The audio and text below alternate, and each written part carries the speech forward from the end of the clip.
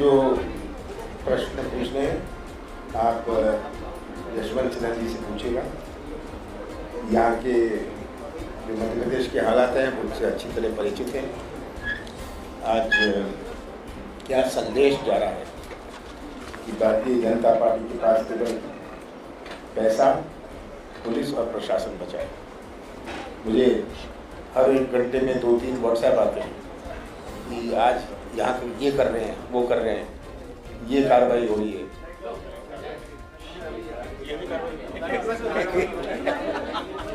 जानबूझ के किया क्या? हाँ, ये इनकी कोई, इन सब चीज़ों में इनकी कोई सीमा नहीं है। और आप भी प्रजातंत्र की बहुत महत्वपूर्ण नींव है, बहुत बड़ी नींव है। आपके जेब में पेन, कंधे में कैमरा और पीछे से हाथ फंसे हुए। मुझे आपको इसका परिचय नहीं देना, ये मैं खुद जानता हूँ। बहुत सारे आप इससे परिचित हैं। आज ये दबाने की राजनीति, डराने की राजनीति, खरीदने की राजनीति, इसकी कोई सीमा नहीं है। और अभी एक विधायक ने उनके कहा हमारे विधायक दल की बैठक में कि मुझे फ़ोन आया था कि हम इतना पैसा देते हैं, आप हमें वोट देते हैं। अब राष्ट्रपति चुनाव को भी इन्होंने नहीं छोड़ा।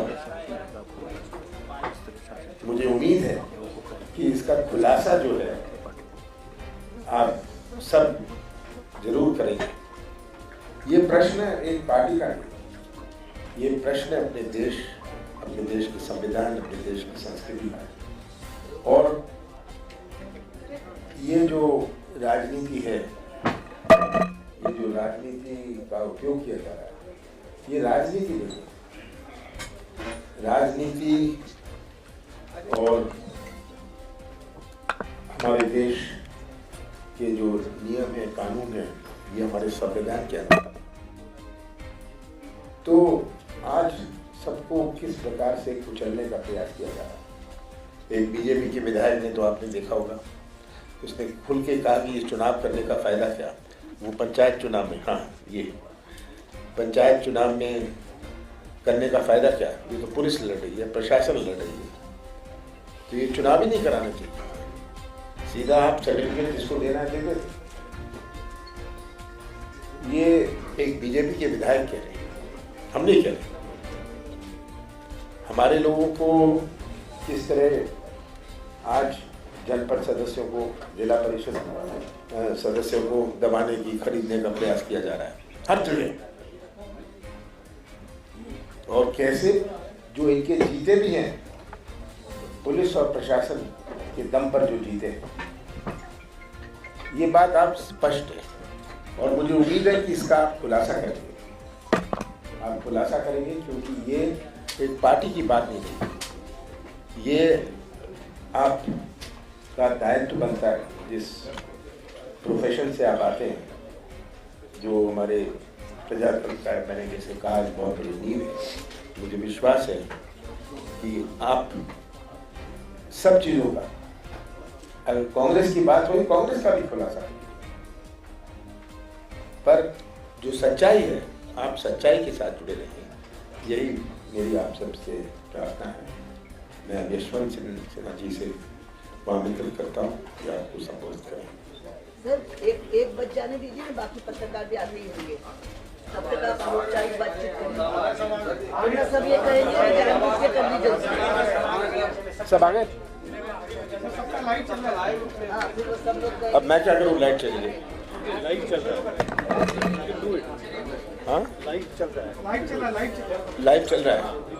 तो यशवंत सिन्हा जी को मैं निवेदन करता हूँ कि आपको संबोधित करें।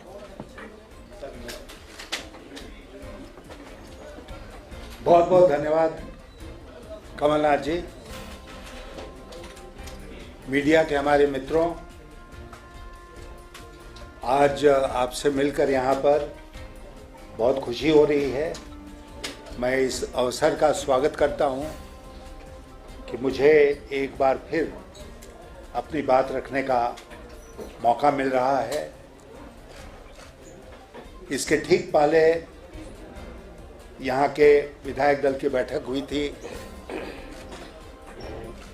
और वहाँ पर हम लोगों ने आपस में बातचीत की।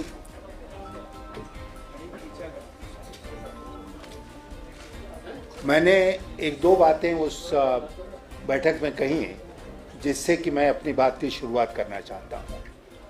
मुझे इतना अफसोस है आज के दिन, मैं आपसे कहना चाहता हूँ, आई एम रियली पेन्ड।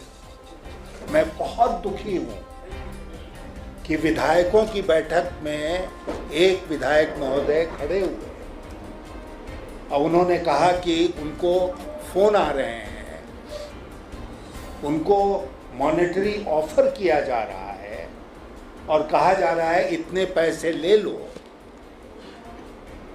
और वोट हमारे कैंडिडेट के पक्ष में। हम जानते हैं कि भारतीय जनता पार्टी, आज की भारतीय जनता पार्टी, वह भारतीय जनता पार्टी नहीं अटल बिहारी वाजपेयी वाली, जो एक वोट से लोकसभा में चुनाव हार गई थी। उस भारतीय जनता पार्टी जिसका मैं एक मेंबर था, उसकी बात मैं नहीं कर रहा हूं। मैं आज की भारतीय जनता पार्टी की बात कर रहा हूं कि जैसे वो एम्ब्लेम में खुले मुंह का शेर उन्होंने बनाया है, उसी तरह खुले मुंह से सरकार सबको चबा जाना चाहती है। सरकार हमसे क्यों डर गई? मैंने कभी कल्पना भी नहीं की थी इस बात की कि अगर मैं इस चुनाव में खड़ा हो जाऊंगा तो सरकार का हाल बेहाल हो जाएगा। लेकिन हो गया। आज सरकार डर गई है, भारतीय जनता पार्टी डर गई है और इसलिए उन्होंने ये अब नया तरकीब शुरू किया कि वो विधायकों को फोन कर करके उनका खरीद फरोख्त करेगी, जैसा उन्होंने अभी तक किया सरकारों को गिराने के लिए।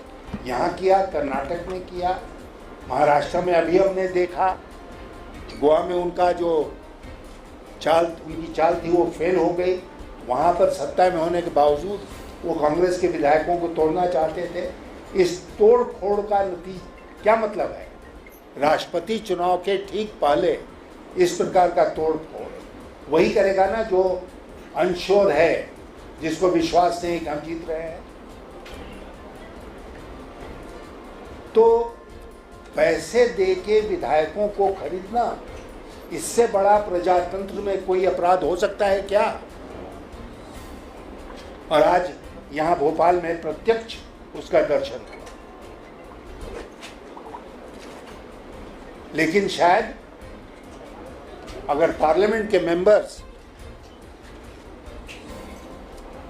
इस बात को उठाना चाहेंगे पार्लियामेंट में और कहेंगे कि ये भ्रष्टाचार है, करप्शन है, तो उनको ये कह के रोक दिया जाएगा कि अनपार्लियामेंट्री शब्द है, इसका इस्तेमाल आप नहीं कर सकते। आपने देखा ना वो लिस्ट, जो नया एक लिस्ट आया है कि कौन कौन से शब्द अनपार्लियामेंट्री हो गए। उसमें जुमला जी भी अनपार्लियामेंट्री हो गया, स्नूप गेट हो गया, डिक्टेटोरियल हो गया, तानाशाह हो गया, विनाश पुरुष हो गया। ये सारे के सारे शब्द जो है इनकॉम्पिटेंट, ये तक अनपार्लियामेंट्री हो गया। तो मैं अभी विधायकों के समक्ष कह रहा था कि इसका मतलब यही हुआ कि आप पार्लियामेंट में खड़े हुए दोनों सदनों में और केवल सरकार का स्तुति गान कीजिए, वही पार्लियामेंट्री रहेगा। अगर आपने शिकायत की तो उसको एक्सपंज कर दिया जाएगा, ये कह के कि अनपार्लियामेंट्री है। आज एक यहाँ का लीडिंग अखबार है जिसमें खबर देखकर, फ्रंट पेज की खबर है हेडलाइन में, उसको देखकर मैं दंग रह गया। वो खबर क्या है कांग्रेस के 28 आदिवासी विधायकों पर भाजपा की नजर, क्रॉस वोटिंग की तैयारी। और जब मैं यहाँ आया तो प्रत्यक्ष प्रमाण उसका मिला, जब क्या नाम था उन विधायक महोदय का, उसने तो स्टेटमेंट भी दिया है ना। उन्होंने यहाँ मीटिंग में कहा साफ शब्दों में कि किस प्रकार उनके ऊपर दबाव है, किस प्रकार की राजनीति इस देश में हो रही है। Do we want this kind of politics in this country? भूल जाइए प्रेसिडेंशियल इलेक्शन। इन्होंने शुरू से कह दिया कि यशवंत सिन्हा हारे हुए उम्मीदवार हैं, हम बारी मोहम्मद से जीत रहे हैं। तो फिर आपको चिंता किस बात की है? क्यों आप यहाँ के 28 आदिवासी विधायकों पर नजर रखे हुए हैं और कह रहे हैं कि क्रॉस वोटिंग कराएंगे? क्यों?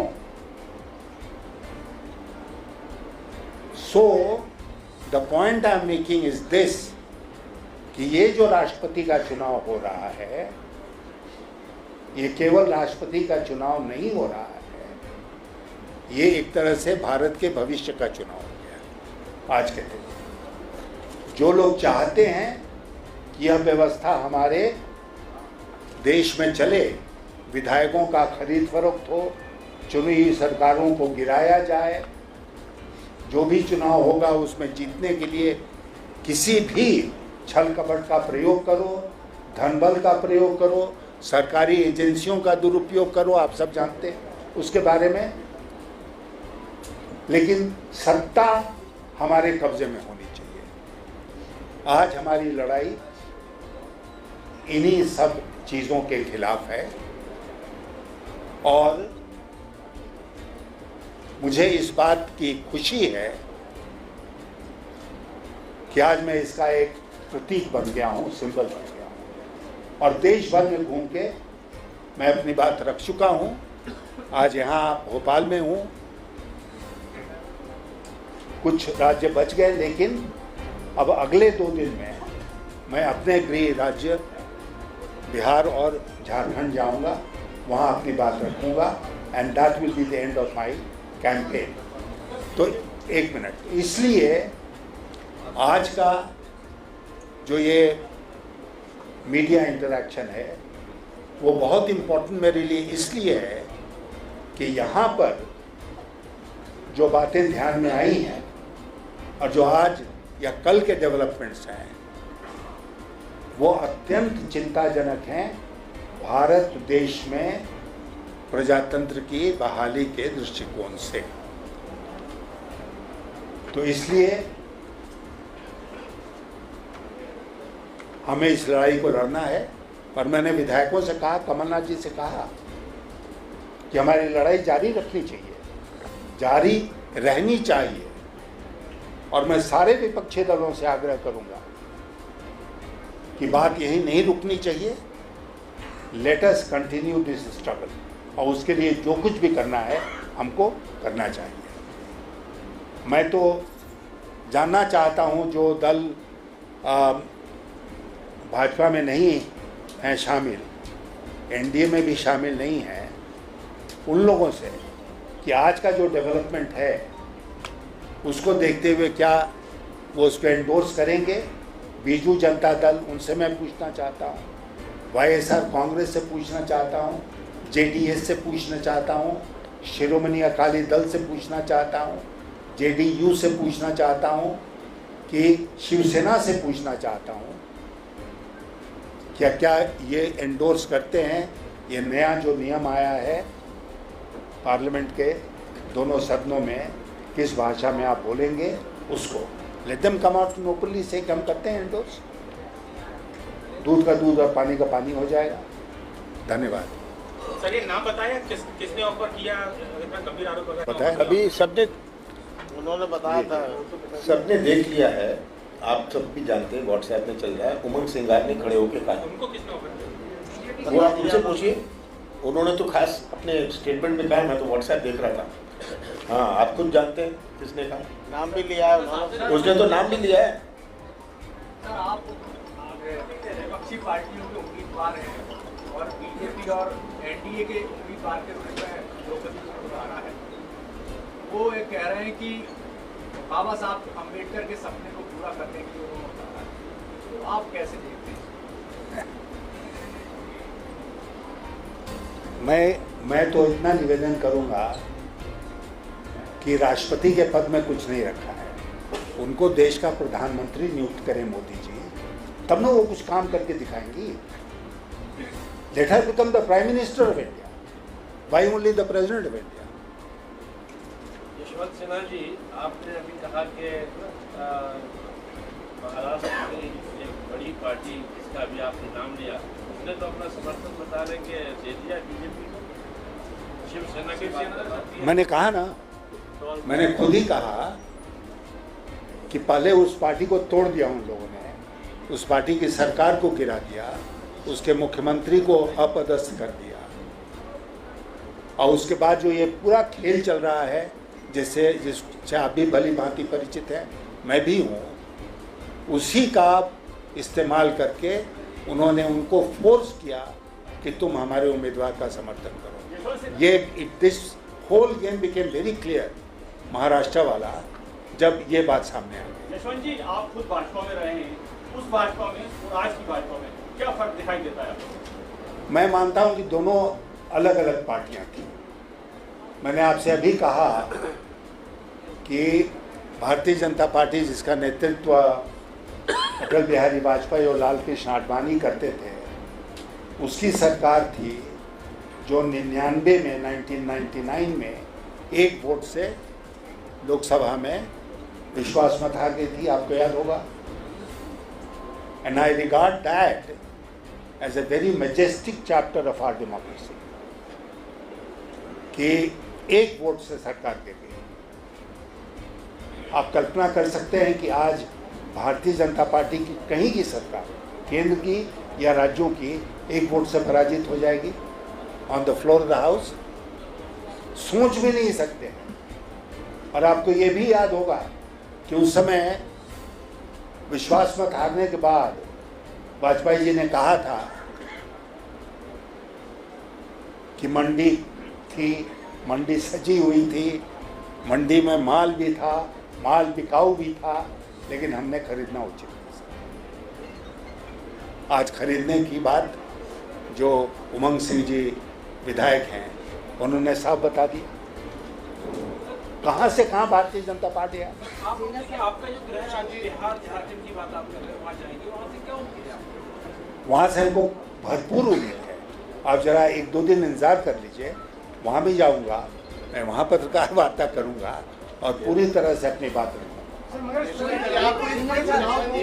आप इस तरीके के घटना का जिक्र कर रहे हैं राष्ट्रपति चुनाव में, उसको लेकर के आप क्या कदम उठाएंगे या क्या आयोग से डिमांड करने जा रहे हैं इस बात को लेकर के घटनाक्रम सामने आए हैं?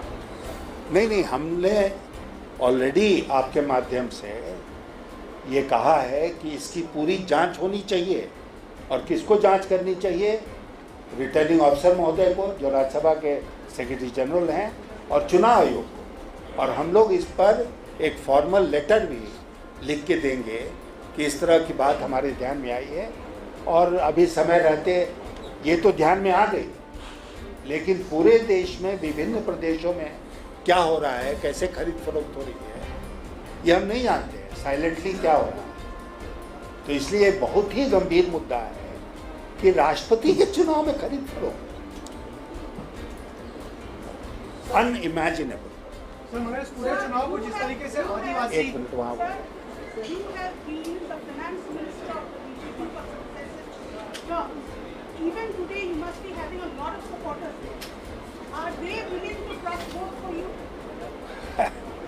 इंतजार कीजिए, उसका उत्तर मिल जाएगा। सिन्हा साहब, राष्ट्रपति के चुनाव को आएंगे तो हो जाएंगे, पर इस समय जो हालत है हिंदुस्तान की, प्रजातंत्र जिस तरह खतरे में है, आप एक विद्वान हैं, IAS रहे हैं, मंत्री रहे, तो क्या आने वाले समय में 24 में चुनाव होने वाले, आने वाले समय में आप कोई विकल्प रखेंगे या किस तरह का आप तैयारी करवाएंगे?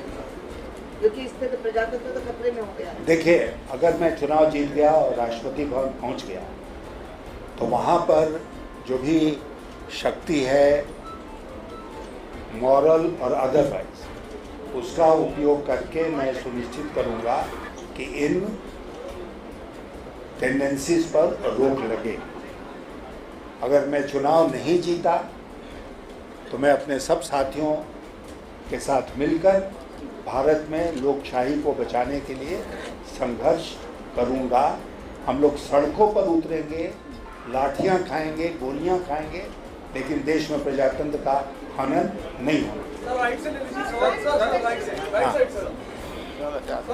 एनडीए पहले से कह रहा है कि 6.5 लाख वोट वैल्यू लगभग, उससे भी ज्यादा उनके पास है। शिवसेना ने आपका साथ छोड़ दिया, एसपी में आपको खरीद फरोख्त का सामना करना पड़ रहा है, समर्थन आप कहाँ से जुटाएंगे? ये क्यों कर रहे हैं? ये क्यों कर रहे हैं? Why are they doing it? जब 6.5 लाख या 8 लाख वोट उनको मिल चुका है तो why are they doing this? आप उनसे पूछे भारतीय जनता पार्टी से, why did they try to purchase this Congress MLA by offering him money? Why did they break or dislodge the Maharashtra government? These are all recent developments. Why did they try to buy MLAs, Congress MLAs in Goa? इसका एक ही मतलब हुआ ना कि वो जो बातें बोल रहे हैं कि 6.5 लाख वोट मिल गया और ये है, वो सब कोरी कल्पना है। कहीं ना कहीं अंदर से वो डरे हुए हैं कि वो नहीं होने वाला है जिसका वो प्रचार कर रहे हैं, कहीं उसके उलट ना हो। आप जो विधायक दल की बैठक में थे, तो क्या कांग्रेस एमएलए से इस बात की गारंटी दी है कि कोई क्रॉस वोटिंग नहीं होगी, उनका वोट जो है वो आपको जाएगा? ऐसा नहीं हो आखिरी में सर अंतरात्मा की आवाज आया? ये अंतरात्मा की आवाज से ही वो वोट देते कि वो जानते हैं कि देश की क्या तस्वीर है। कुछ आप में से लोग ना ही जानते हैं, मैं जिक्र नहीं करना चाहता हूँ, पर आप खुद जानते हैं कि जिनको कोई अंतरात्मा की आवाज़ नहीं सुनाई देती। मैं उस सब्जेक्ट में जाना नहीं चाहता, बहुत लंबा सब्जेक्ट है। हाँ, मेरे से ज़्यादा आप उन्हें पहचानते हैं, पर मुझे कोई शक नहीं कि हर कांग्रेस विधायक, हमारे जो उम्मीदवार हैं यशवंत सिन्हा जी, आप लोगों ने भी बहुत राजनीति देखी है, राजनीतिक व्यक्तियों से आपका संपर्क रहा है, पर एक ऐसे अनुभवी व्यक्ति 84 तक ये आईएएस में सीनियर पोजीशन में है, विभिन्न विभागों का अनुभव था। 88 में ये राज्यसभा सदस्य बने, वित्त मंत्री बने, 90 में ये वित्त मंत्री बने, लोकसभा चुनाव, लोकसभा में 3 टर्म्स में रहे, राज्यसभा में ये रहे, और 98 से 2004 तक ये वित्त मंत्री रहे और विदेश मंत्री रहे। कितने आप सबने जिनसे आपका परिचय हुआ है, ऐसे अनुभवी राजनीतिक व्यक्ति से आपका संपर्क हुआ है, ये इनकी बैकग्राउंड है। ये नहीं कि हमने खड़ा कर दिया जिसका नाम कोई नहीं जानता देश में, ये नहीं कि किसी को खड़ा कर दिया जिसका कोई अनुभव नहीं, ये नहीं कि कोई ऐसा व्यक्ति हो जो आपके सामने बैठ ना सके। आप जानते हैं मैं जिक्र कर रहा हूँ। आपका कहना ये है कि द्रौपदी जी को कोई नहीं जानता, तो मैं कुछ नहीं कह रहा। अगर आपको ये बात समझ नहीं आई तो मुझे समझाने की आवश्यकता नहीं है।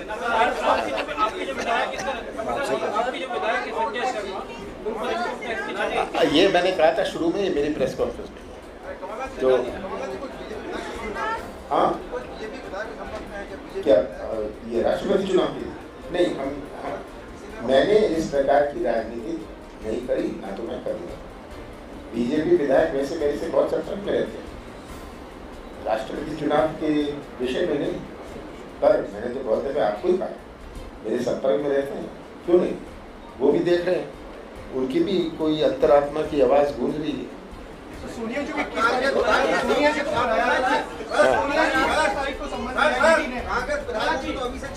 आगे क्या होगा ये देखिए, आगे क्या होता है ये आप देख रहे हैं, आप इसके गवाह हैं, खुलासा करिए, देखते हैं आपका कौन सा खुलासा होता है।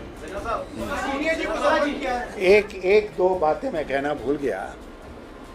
एक तो ये है कि आप देख रहे हैं कि रुपए का क्या हाल हो गया है बाजार में डॉलर के मुकाबले। It is galloping towards ₹80 to $1। इतना तेजी से रुपए का ह्रास, रुपए के वैल्यू का ह्रास हमने कभी नहीं देखा है। होता है कि थोड़ा गिर गया, थोड़ा फिर ठीक हो गया, संभल गया, लेकिन इतनी तेजी से गिरता गिरता अब ₹80 to $1 होने जा रहा है। मैंने कभी भी रुपए की कीमत के ऊपर, जब मैं भारतीय जनता पार्टी में था तो मैंने कोई टिप्पणी नहीं की। आप अगर पुराना रिकॉर्ड उठाकर देखेंगे तो आप पाएंगे कि मेरी तरफ से 79-86 लेटेस्ट है, तो मेरी तरफ से कोई टिप्पणी नहीं है। लेकिन देश के प्रधानमंत्री जी जो हैं आज, उनका वक्तव्य आपको याद होगा। डॉक्टर मनमोहन सिंह के बारे में कहते थे इतने विद्वान अर्थशास्त्री हैं तो रुपए की कीमत क्यों गिर रही है, नेपाल की करेंसी नहीं गिर रही, वहाँ रुपए की कीमत क्यों गिर रही है। आप जानते हैं रुपए की कीमत जो थी जब मोदी जी प्रधानमंत्री बने 2014 में, तो उस समय 58.44 था। रुपये to $1 was 58.44। Today it has already touched 79.86। क्यों? सरकार की तरफ से किसी को जवाब तो देना चाहिए ना। देश की जनता को जानने का हक है कि भाई आखिर हमारे देश की अर्थव्यवस्था में क्या हो रहा है। और एक दूसरा जो बिंदु मैं आपके सामने रखना भूल गया था, वो ये था कि जहाँ तक मध्य प्रदेश का सवाल है, यहाँ के सरकारी कर्ज में बेतहाशा वृद्धि हो रही है, year after year after year. और जो आंकड़े हैं आप अवगत होंगे कि इट वाज मार्च 2020 में इट वाज 1.8 लाख करोड़ और मार्च 23 में सरकारी आंकड़ों के अनुसार it is expected to be 3.25 lakh crore. 3.25 lakh crore इतनी वृद्धि हो रही है, इतना बेहिसाब कर्ज यहाँ लिया जा रहा है। Is this financial management? और भारत सरकार चुप है, डबल इंजन की सरकार चल रही है। यही मतलब है डबल इंजन की सरकार। हाँ, एक है, मैं भूल गया कहना, आत्मनिर्भर भारत, आत्मनिर्भर मध्य प्रदेश।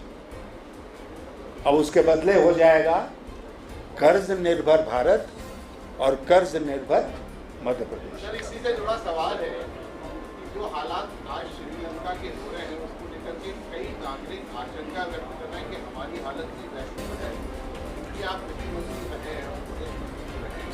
इस नाते आप क्या मानते हैं कि क्या स्थिति रहेगी आने वाले समय में भारत? नहीं, भारत की स्थिति श्रीलंका की नहीं होगी, क्योंकि हम लोग 1 इंडस्ट्री 2 इंडस्ट्री आधारित अर्थव्यवस्था नहीं है। श्रीलंका की अर्थव्यवस्था ज़्यादातर टूरिज़्म से चलती थी।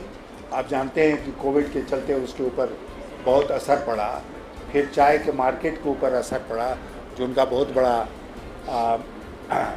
व्यापार था। वो हमारी हालत नहीं होगी। लेकिन मैं आपको एक और आंकड़ा देना चाहता हूँ कि कुछ दिन पहले तक भारत का जो फॉरेन एक्सचेंज रिजर्व था वो $641 बिलियन। $641 बिलियन। रुपए को बचाते बचाते, नहीं तो रुपया और तेजी से गिरता, आरबीआई ने उसमें से $45 बिलियन अभी तक खर्च कर दिया। और आई एम ओनली होपिंग कि ग्लोबल कंडीशंस ऐसे नहीं बन जाएं कि there is a run on the रूपी।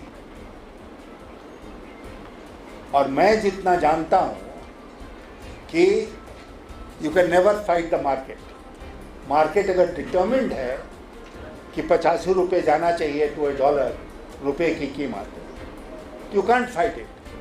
वो जितना भी आप फॉरेन एक्सचेंज खर्च कर लें, फिर वहीं पहुंच जाएंगे आप 85 रुपये तक। तो एक बहुत विकट परिस्थिति इस समय बन रही है and are huge foreign exchange reserves are depleting very fast. एक मिनट सर, एक सवाल ये है कि केंद्र सरकार ने मध्य प्रदेश को बजट दिया है सरकारी योजनाओं को आगे बढ़ाने के लिए, लेकिन अब वो बजट पूरा वापस मांग लिया गया है केंद्र सरकार की तरफ से, क्योंकि मध्य प्रदेश उसको कैरी आउट नहीं कर पाया है और पूरा बजट वापस ले लिया गया है। तो आप बोल रहे हैं कि लगातार आपका कर्ज लिया जा रहा है, लेकिन केंद्र सरकार खुद ही मध्य प्रदेश से पूरा वापस ले रही है। हाँ, वापस लेगी, क्योंकि केंद्र सरकार के नियमावली के अनुसार एलोकेशन जो होता है उसके सामने स्टेट्स को योजना बनाकर भेजनी पड़ती है कि हम कैसे खर्च करेंगे, तब वो पैसा रिलीज होगा। आप इतने इनकॉम्पिटेंट हैं, इनकॉम्पिटेंट अनपार्लियामेंट्री वर्ड है, आई एम सॉरी, लेकिन आप योजना भी नहीं बना के भेज सकते हैं, तो क्या सरकार चलती है? एक सवाल इधर से ले लीजिए। What is your opinion regarding the senior leaders like Pramod Krishnan advising Congress party to support tribal and he is playing tribal card in his game? He is giving suggestion that Motilal Nehru and Nehru family has been supporting to the tribal people and now even this time. So what is your opinion regarding that? नहीं, तो मैंने तो थोड़ी देर पहले कहा कि उनको देश का प्रधानमंत्री बना देना चाहिए, तभी ना रियल उत्थान होगा। Madhya Pradesh has the largest tribal population amongst all the states. ठीक है ना? मध्य प्रदेश से किसी को क्यों नहीं बनाया उम्मीदवार? उस खैर छोड़िए उसको। सर एक सवाल। सर हामिद अंसारी पे जो आरोप एक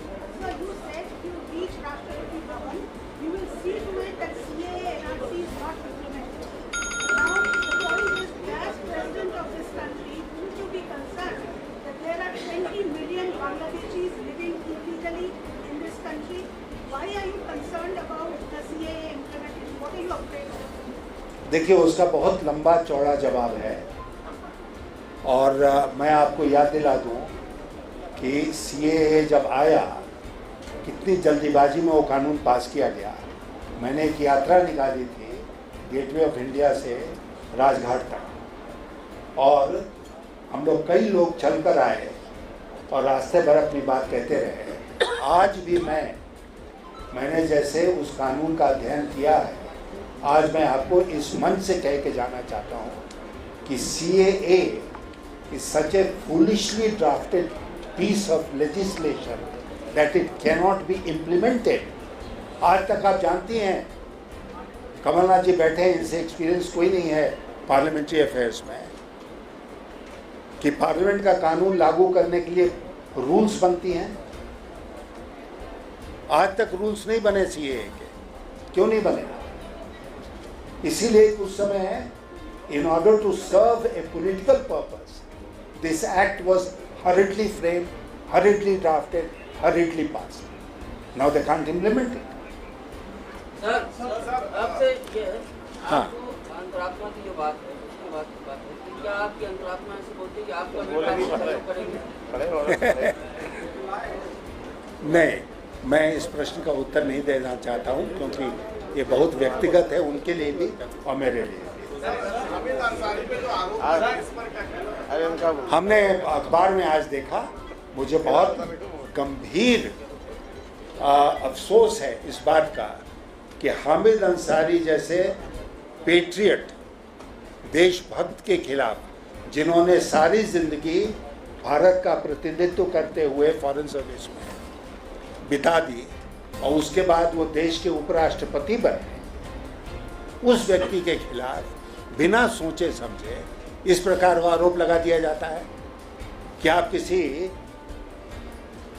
डिस्कशन में गए हैं, किसी प्रोग्राम में गए हैं, वहाँ कोई और आया हुआ है, आयोजक ने बुलाया और आपके ऊपर तोहमत लगाई जा रही है, इल्ज़ाम लगाया जा रहा है कि आपने बुलाया था उनको। बिल्कुल बेबुनियाद, और ये समाज को सांप्रदायिकता के आधार पर बांटने का एक और प्रयास है।